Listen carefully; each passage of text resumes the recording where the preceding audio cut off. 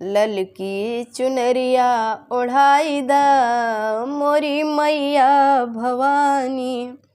ललकी चुनरिया ओढ़ाई दा हो मोरी मैया भवानी।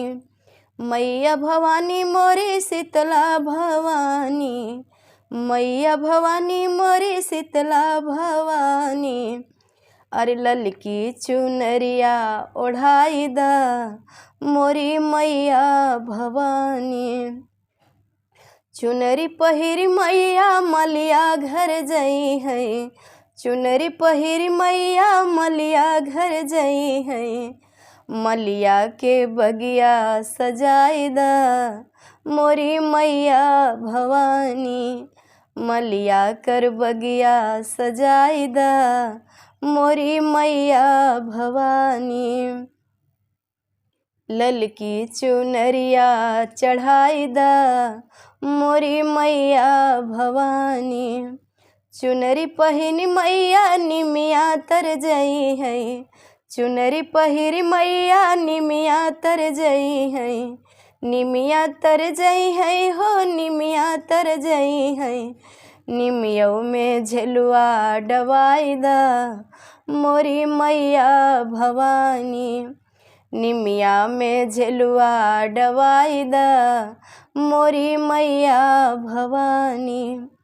ललकी चुनरिया ओढ़ाए दा मोरी मैया भवानी। चुनरी पहिनी मैया बाझिनी घर जई है। चुनरी पहिरी मैया बाझिनी घर जई है।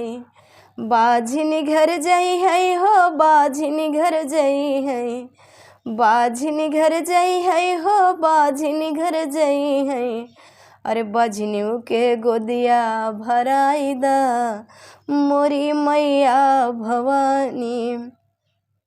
बाझिन के गोदिया भराई दा मोरी मैया भवानी।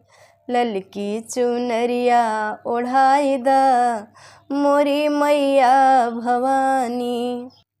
चुनरी पहिरी मैया सेवक घर जई है। चुनरी पहिरी मैया सेवका घर जई है। सेवका घर जई है हो सेवका घर जई है। अरे सेवकऊ के भगिया जगाई दा मोरी मैया भवानी। सेवकऊ के भगिया जगाई दा मोरी मैया भवानी। ललकी चुनरिया ओढ़ाई दा मोरी मैया भवानी। ललकी चुनरिया ओढ़ाई दा मोरी मैया भवानी। जयकारा शेरा वाली मात की जय। और आप लोगों से एक चीज़ ज़रूर कहना चाहते हैं, आप लोग गीत को सुनते हैं तो प्लीज़ एक लाइक तो बनता है ना।